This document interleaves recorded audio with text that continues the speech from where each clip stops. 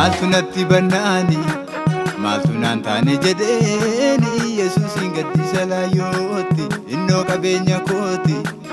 anis qabeenya isaati nu waddaan hin baanu salphaatti sanyiin ni facaafaate golgootatti ol baay'ee keessa tokko kunoo naada balbala duwwaa miti kan biyya garaa garaa geessu balbalootatu banaadha gaaddisa kee jalan jiraadha wanta maan takka natti dhufu warri baduu kobdu'a ta'anii dhufanii fuula kootti kufu hafuura keenya keessa keesse isa fayyina koo dhaadatu akkan ce'uuf nooraanaaf keesse takkumaa galaanni nan nyaatu hafuura keenya keessa keesse isa fayyina koo dhaadatu akkan ce'uuf nooraanaaf keesse takkumaa galaanni nan nyaatu qofaatti kufa garaan koo ormaaf hin gugguufu gonkuuma wanta na saasee sitti maddu atoonaaf dhageessaan dhuguma amma lafarra jiraadhu anoosuma tangala koolu lubbuun koo jireenya tagaatu koonni koo silas du'an oolu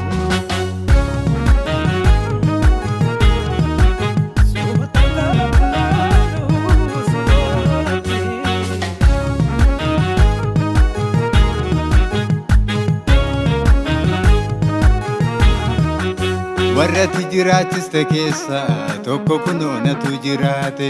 gungummitu natti hin baay'isiin barruun kee ol fuudhee na baate Iyyesuusatti tiksee kooti an takkumaayyuu homaan dhaabu naaf ta'eera si waaqessuuni an filannoo kan biraan qabu Iyyesuusatti tiksee kooti an takkumaayyuu homaan dhaabu naaf ta'eera si waaqessuuni an filannoo kan biraan qabu yeroon fira dhabe naaf ta'e Yesus firaku garaa kootiin badu yeroo waaqayyoo ko wantan garaa kooti yaanne jireenya naaf ta'e anis galata biisin hidheen fuula isaatti ba'e wantan garaa kooti yaanne jireenya naaf ta'e anis galata biisin hidheen fuula isaatti ba'e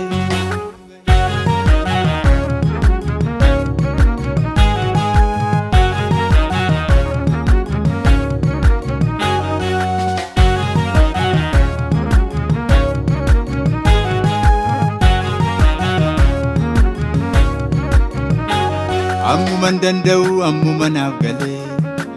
siin fida bareeche jechoota faayyamaa imalan sii wajjin jalqabe naaf ta'e toora jireenyaati daandii filatamaa aarsaan galata koo diirata quba kee lootii morma kee irraa taa'ee sitti haa tolu ansi duwwaan arge goota harka duwwaa ijoollee isaaf duulee injifannoon galu ulfinni siif ta'a dhuguma ulfinni siif ta'a dhuguma dhuguma dhuguma ulfinni siif ta'a dhuguma ulfinni siif ta'a dhuguma hin qabdu dorgoma galanni siif ta'a dhuguma galanni siif ta'a dhuguma dhuguma dhuguma galanni siif ta'a dhuguma galanni siif ta'a dhuguma hin qabdu dorgoma galanni siif ta'a Yesus ko galanni siif ta'a Yesus ko galanni siif ta'a galanni siif ta'a Yesus ko galanni siif ta'a Yesus ko galanni siif ta'a